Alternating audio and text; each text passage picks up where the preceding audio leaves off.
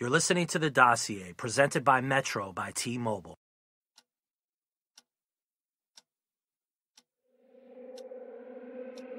Any homicide investigator will tell you that in pursuit of closing a cold case, you need to track down every lead, every theory, and every shred of evidence. One thing in investigating this case for the past few years that hasn't sat right with me was the work of LAPD investigator Greg Kading. He made a documentary and printed a book claiming to solve both the murders of Tupac and Biggie. It was called Murder Rap. These works, in Kading's theory, has sowed confusion. And as recently as a few weeks ago, Kading decided that he wanted to go on the podcast Gangster Chronicles and discuss the work of Phil Carson and this podcast. I don't want to discount the investigation of Greg Kading on the murder of Biggie. I do want to address the theory and understand piece by piece why he has been so steadfast that the work he did solved both of these murders and that there was no involvement at all by LAPD officers. I want to thank Gangster Chronicles for the audio, which I plan to dissect and talk about through the course of this episode. 20 years ago, you were the lead detective on the Biggie Small case, right? I'm a journalist. Why is this case so important to you? A murder like that only goes unsolved if the police don't want to solve it. Here are the excerpts of Greg Kading's interview on the Gangster Chronicles podcast. Yeah, I would love to. I'd love to have the opportunity to kind of respond to the claims that he's making. They're tired old allegations. This all goes back to the Russell Poole era of the Biggie Smalls murder investigation and these ideas that these rogue LAPD cops, David Mack in particular, was involved in the murder at the behest of Suge Knight, and then the LAPD covered it up. Well, and it was an interesting theory, and it's a theory we looked into when we investigated this originally. But at the end of the day, it's a theory that is just built on nothing but opinion and speculation. But yet it gains traction when it's not challenged. And so that's what I'm doing right now, is to challenge Phil Carson to any type of debate that he chooses. And I want to challenge everything that he's postulated and said that, in the general public, the audience is hearing his side of the story, and you're only hearing one side of the story, then you tend to believe that it could potentially be true. And so I would like to challenge those assertions that he's making and deal with him directly. And if not, then I'll do it indirectly. I'll sit here and refute everything that he's said on your show. In this audio, Kading says that the story of Phil Carson harkens back to Russell Poole's theory. What he fails to talk about is a very clear thing. If Phil Carson was on the wrong track with his FBI investigation, why did the city attorney in Los Angeles go to such lengths to stop Phil from finding the truth? Why did they hide evidence in a desk at LAPD's robbery homicide? And why did Michael Burkow, who worked directly for LAPD Chief Bill Bratton, make it a mission to work with LA Times journalist Chuck Phillips to print false and misleading stories? It seems odd to me that all Kading can offer up here is that Russell Poole's theory is old. That isn't evidence. That isn't new information. Second, in all of Kading's interviews, I've yet to hear him talk about if he ever questioned David Mack, Rafael Perez, or Amir Muhammad, or if he ever ran ballistics on ammunition and guns found at Mack's house. Yeah, and the truth is now coming out, man. That's the way they're fixing it, right? That the whole LAPD, orchestrated this whole elaborate cover-up to just go out and murder Notorious B.I.G. First of all, what's the motive? What would be the motive behind the LAPD just getting behind to go murder a hip-hop star? I don't understand it. Right. So he's going to claim that it's financially motivated, that David Mack did it because Suge Knight offered him money. But it goes way beyond the LAPD. If you follow this theory that he's postulating, you're talking about people from the FBI, people from the U.S. Attorney's Office, people from the District Attorney's Office, the LAPD, gangsters, all of these people, informants, everybody collaborating together. And if you do the work and actually figure out how big of a conspiracy this would demand, it becomes absolutely fucking ridiculous. Like, all these people aren't going to work together for what? To risk their reputations, their professional lives, all of this, in order to cover up a murder or rapper? Give me a break. It's ridiculous. And you can, but if people don't know better, if they're not armed with the counter equation, then they assume it. I don't fault Greg Kading for not listening to this podcast, but I do fault him for going in a public forum and not having a sharp point of view. I've defined for you that Phil Carson's bosses at the FBI supported his investigation from start to finish. His bosses allowed him to open a sweeping public corruption case. And when he presented them with his prosecutive report, they asked him why the case was not being prosecuted. As far as the United States Attorney in LA, David Vaughn decided that he wouldn't prosecute, but never provided the FBI with a letter of declination stating why. This cover-up was orchestrated by a select group of people, all with motive and all with profound consequences if they went against the LAPD. The cover-up was by seasoned LAPD brass and a city attorney inside Los Angeles that was very sophisticated. I think we have all seen, over the course of the last 2 years, the extent to which police in many departments across the country go to protect their own. That Kading is stating otherwise tells me two things. One, he isn't sophisticated enough to go on YouTube and provide real answers. His default mode is to attack people's character and never really address all the evidence and actions by police brass inside of 3 LAPD administrations. The nation erupted into scenes of chaos, violence, and widespread destruction into the early morning hours. Dozens of American cities up in flames after some protests turned into riots, often followed by looting as a nation simmering with unrest unraveled. How long can you be peaceful when your people are dying? You know, Big Gene Deal, Biggie's bodyguard, man, he said he identified who he thought the suspect was. And Carson is like, he's going in with that. He's saying that this guy pretty much has already told everybody who the killer was and everything. I don't know, man. What do you think about, do you think Gene knows who did it, who done it? Gene don't have a fucking clue at all. He was in the car ahead, and he looked behind him. The shooting already took place. He didn't see the shooter. He didn't have a clue who did it. But because he had already had some kind of little eye fucking contest with some guy in the parking lot, he assumes, well, I got a bad vibe from this guy, and he looked at me in a certain way, and so therefore that must have been connected to the murder. Right?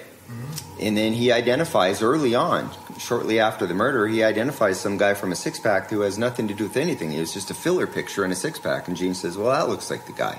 Well, guess what? It looks nothing like Amir Mohammed, who he then later claims was the shooter. So if you're a witness and you say, well, this is what the guy looks like, and then later on you pick out a picture of a guy who looks absolutely, completely different, then what did you really see and what do you really know? Because there's no consistency in what you claim to have seen. Kading has made it a business about going after Eugene Deal. Yet, if you listen to the story Gene has told for 20 years, it has never changed. Deal was with Puffy and everyone the night Biggie was murdered. Gene also understood the streets of New York and LA and had vast contacts into those worlds. Phil Carson has stated more than once on this podcast that LAPD robbery homicide investigator Steve Katz withheld, or changed evidence inside the murder books. The same Steve Katz that had a locked and secret cabinet in his desk with David Mack's police misconduct file. Greg Kading, to this day, has never answered why the LAPD, if they truly wanted to solve this case, would hide evidence inside a desk. I challenge Kading to come on this very podcast and answer simple, common sense questions like this. When he investigated the case, was he given David Mack's personnel file? Did Greg Kading interview Kenneth Boagni? Did Greg Kading have access to the internal affairs report that I've talked about that states LAPD internal affairs investigators believed that Rafael Perez and David Mack most likely played a role in the murder? You know, and the thing that the Carson guy said, man, he said he saw pictures of the two alleged crooked cops at the Peterson Museum in L.A. the night it happened. But he said as soon as he started to solve the case, that people pretty much went out their way to discredit him.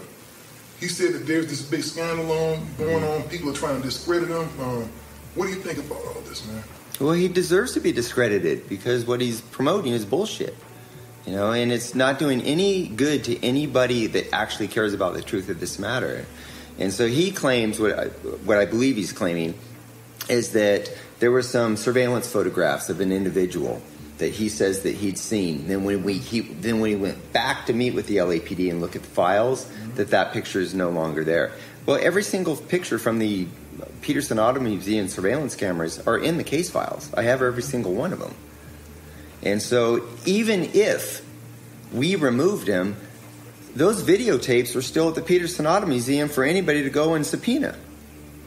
You know, we didn't have the originals, we had copies. And so what good does it do us to remove a photograph that we know somebody else can go get otherwise? What I've found in my experience is that homicide investigators are very precise. They have to be. They parse their words and language. They don't operate in gray areas. Kading's comments here are off base. Phil Carson has never said that surveillance camera footage was missing or surveillance photographs. Phil has stated very clearly that actual photographs that were inside the murder book were removed. The photographs that not only Phil Carson talks about, Mario Hammonds talks about in his deposition. Photographs that show David Mack and Rafael Perez at death row events. Photographs that Steve Katz had in the murder book that were then removed. Phil Carson, throughout his career, has worked huge cases at the FBI, drug cases and public corruption cases. He has a very long and storied career. He was very clear about what happened with the murder books and robbery homicide. Kading, stating here about surveillance footage, is just plain wrong. And if you're going to attack the information inside this podcast, he should at least spend the time to listen and respond accordingly with his own facts. Yeah, well, you know what he said is that attorneys for the city of L.A., you know, they were being sued by Biggie's mom at the time, you know, Miss Wallace, rest in peace. They told him he could not testify in the cases that might cause them to lose.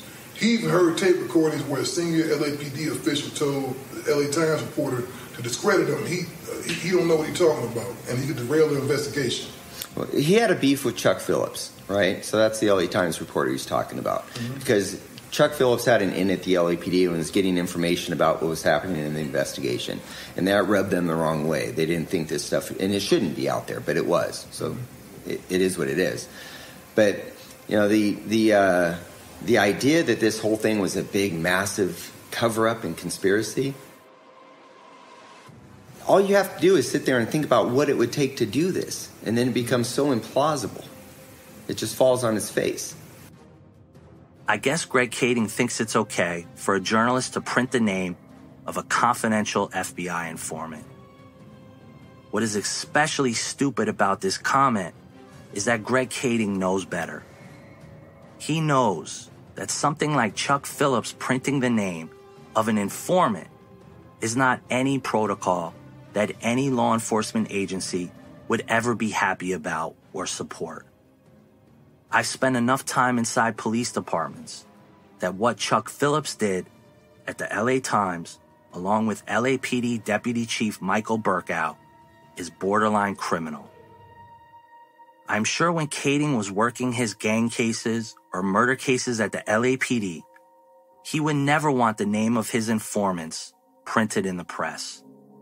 In his own film Murder Rap, he protected the identity of his main source and cooperator in his own Biggie investigation.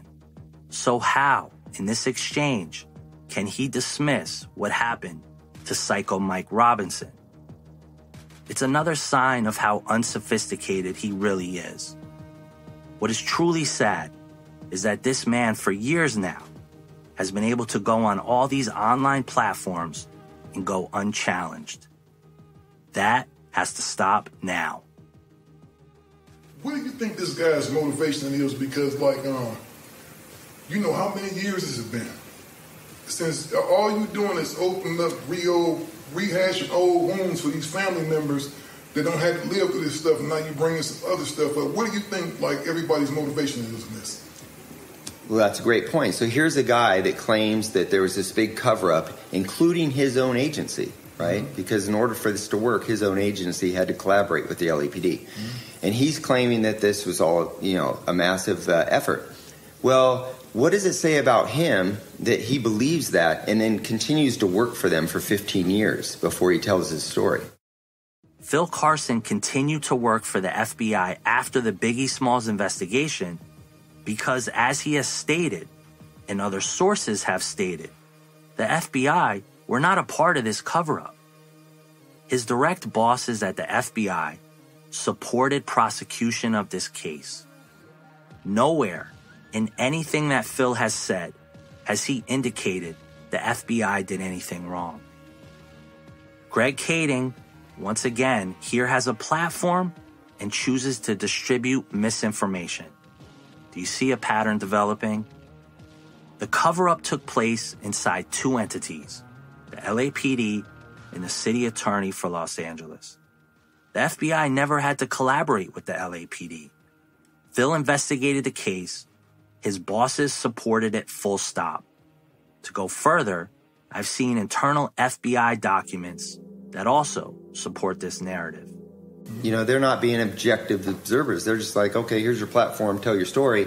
But, the truth is an unchallenged lie, right? Exactly. And so you got to challenge these things. If people are interested in what happened, then everyone has to stand and face each other and go, well, here's what I know and here's what you claim to know, and, work it out.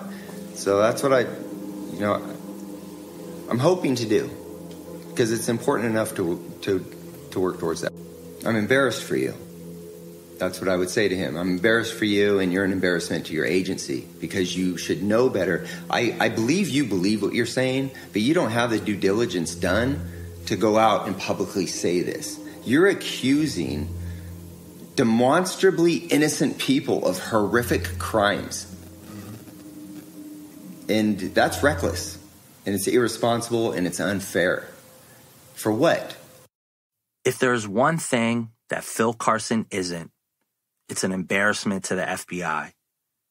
His career and morals are intact, and his bosses and colleagues have supported his story, and it's been verified by internal FBI and LAPD documents. What's embarrassing is going back and watching the Murder Rap documentary and companion book. Let me explain Greg Kading's theories and how he arrived at his evidence.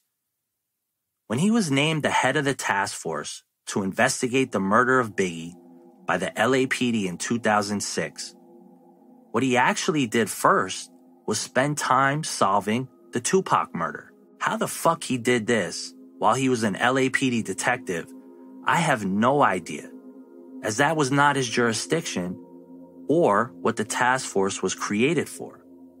I digress. In that case, he went after Keefe D., a member of the Southside Crips, and orchestrated an undercover drug buy. We still believe that Keefe D was an enormous person of interest who could break the case wide open. Our first run at Keefe failed. He immediately lawyered up, and we realized we needed to find a way to compel him to cooperate. Because the case had been federalized, we became aware that the DEA was already investigating Keefe D and other Southside Crips for interstate narcotics trafficking. We used this information against one of Keefe D's drug couriers in order to convince him to flip against Keefe D.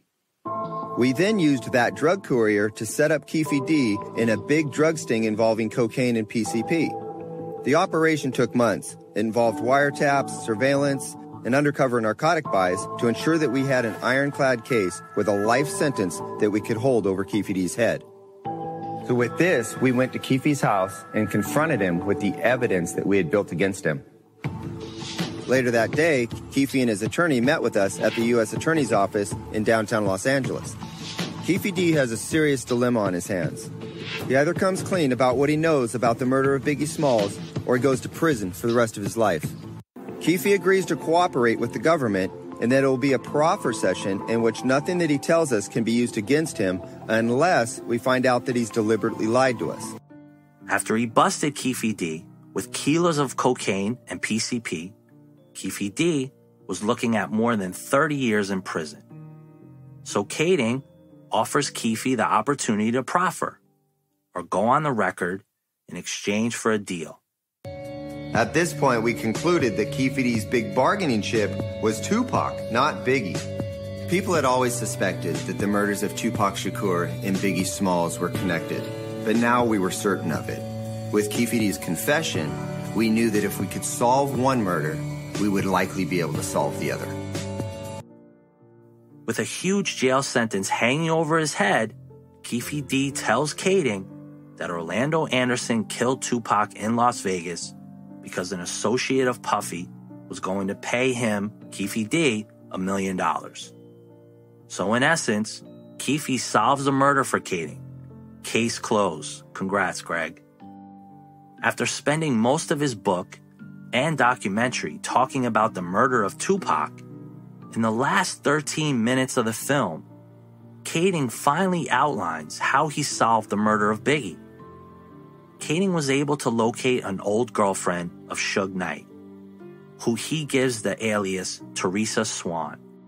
Suge's most trusted girlfriend, who we're going to refer to under the alias of Teresa Swan, was the mother of one of his children. She was also criminally complicit in some of Suge's nefarious business activities. Teresa Swan had a long history of fraud and perjury with a half a dozen fake identities. Our big break with Teresa Swan came when her name came up in the middle of an auto theft ring where the thieves were using fraudulent loan applications to purchase vehicles and then in turn selling them at a discount price. In addition to the evidence of her involvement in this auto theft ring, we discovered that she was involved in Suge Knight's bankruptcy fraud. So we now had two very serious things to hold over her head. We're about to ask Teresa Swan to do something against her every instinct and drop the dime on Suge Knight. For their third meeting with Teresa Swan, the task force created a ruse. They drafted fake documents, including a driver's license with Poochie's photo under the name of Darnell Bolton, one of Poochie's known aliases. They also created a fake confession letter appearing to have come from Poochie before he died, signed under the same alias of Darnell Bolton. This authentic-looking fake confession letter detailed the murder as we believed it happened. Specifically, Poochie's fake confession stated that Suge Knight had hired him to kill Biggie in retaliation for the murder of Tupac. The letter then listed Teresa Swan as a co-conspirator to make her believe that Poochie had dropped a dime on her years earlier. To make it look more authentic, we put a fake law firm letterhead and redacted out certain sections. Lastly, the fake confession letter was dated April 1st, 1998, April Fool's Day. Kading and his cohorts draft up a fake confession letter that in the documentary film he calls conducting a ruse. Some people may take issue as whether or not they think it's an ethical approach to essentially lie to witnesses. We call it conducting a ruse. It's completely a standard that's used in law enforcement investigations all the time. It's much like in that scene from LA Confidential where the detective is playing two suspects against each other that are in different interrogation rooms. It was essentially the same thing, except in this case, one of the suspects was speaking from the grave. Since they'd mentioned Teresa Swan by name in Pucci's fake confession letter, she was led to believe that she'd already been exposed, and that now was the time to deal with it. So after she gains her composure, we show her this fake sheaf of documents, which she reviews and pauses, looking up at us and says, what Pucci said, that's what happened. In this ruse and letter, a man named Wardell Pucci Faust, who was an associate of Suge Knight, was paid $13,000 to kill Biggie. Teresa Swan reads the fake letter and then magically confesses to Greg Kading that she handled the logistics between Pucci and Suge in the murder of Biggie. At the end of Murder Rap, Greg Kading himself has an amazing quote. A quote that sounds amazingly stupid. He states his investigation did enough to disprove Russell Poole's theory and get the LAPD out from under a $400 million lawsuit. Now with Keefe D's confession and Teresa Swan's confession, both these parallel investigations are really starting to fall together. The murder of Tupac Shakur in Las Vegas and the murder of Biggie Smalls in Los Angeles. We have Keefe D ready to make another run at Zip in New York, and I'm writing an affidavit to wiretap Suge Knight's phone to solicit incriminating statements. We have accomplished in these 3 years of investigative work more than that had been accomplished in the previous decade. We're right at the threshold of solving both of these murders, and then the rug gets pulled out from under us. In hindsight, it appears that we accomplished exactly what the LAPD had wanted all along. Gather enough evidence to disprove Poole's theory and get out from under that potential $400 million lawsuit that Biggie's family had waged. Perhaps it was the LAPD's opinion. The shooters in both of these murders are dead. And although the co-conspirators are still walking free, maybe it's best just to let sleeping dogs lie. On the one hand, we had vindicated the department from those false allegations about being involved in the murder. But on the other hand, it was very disheartening having gathered the evidence that we did and the LAPD not having the fortitude to continue forward. I couldn't have stated it better. As to why this task force was created in the first place, Kading was stupid enough to say it himself in his own documentary.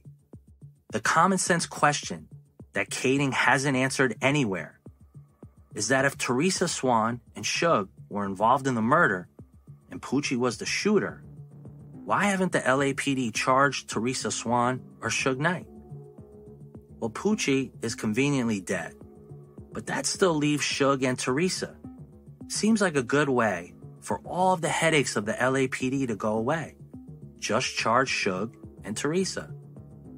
The problem with that is that the LAPD knows that Greg Kading is full of shit and that his investigation was a joke.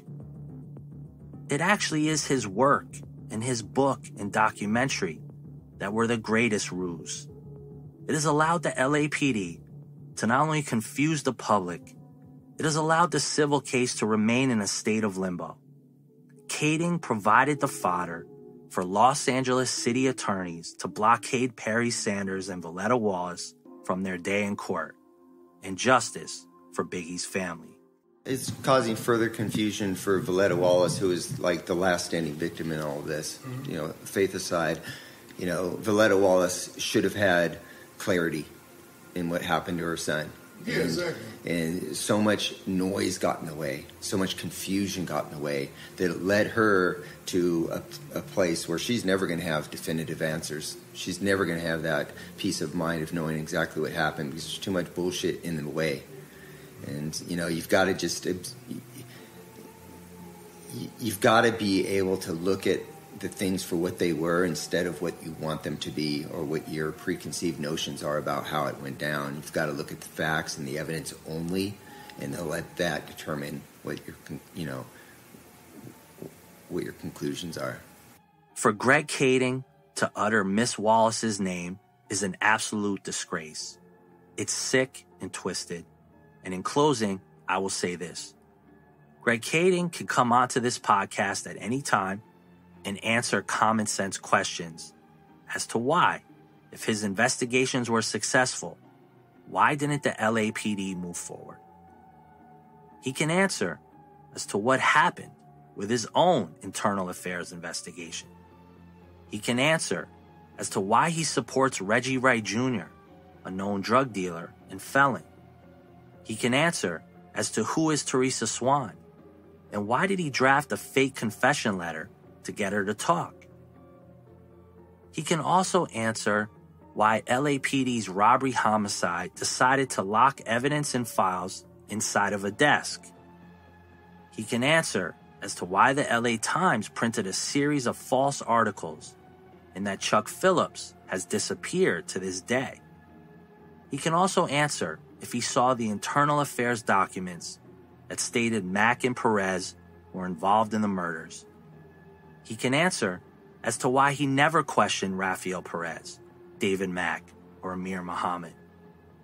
Or he can answer why he thinks the lead city attorney for Los Angeles, Luis Lee, thought that Phil Carson was credible enough he was called into a meeting and told never to testify in the civil proceedings. The list goes on of questions that Kading ignores or chooses to attack the character of storied investigators like Russell Poole, Sergio Robledo, Phil Carson, and Richard Valdemar. And finally, maybe he can answer why after all these years that currently no one at the LAPD is looking to solve the murder of Biggie. Greg, if you're listening, my cell phone number is 646-363-6474. Text me, call me. You can come on and explain all of these things in your own words, unedited. We're talking about truth, and I've seen so many untruths among these so-called officials. My mother taught me something about truth. It's a poem. She said, speak the truth and speak it ever, because he who hides the wrong he did does the wrong thing still. 20 years ago, I made a false claim against your son. And? I was mistaken. Well, it takes a big man to admit that he makes a mistake. I didn't think that you guys would be on good terms. I mean... And why is that? Well, I mean, you know, your family's case and using his theory to support it and then it being dismissed. Oh, no, the case was not dismissed. It was a mistrial. Huge difference. A federal judge caught the LAPD hiding evidence that linked Mack and Perez to Christopher's murder and declared a mistrial. Now, here's the kicker. The city of LA, they reopened the investigation because as long as it's an ongoing investigation, that evidence stays locked away in the dark. So we cannot sue LAPD because they are investigating the case.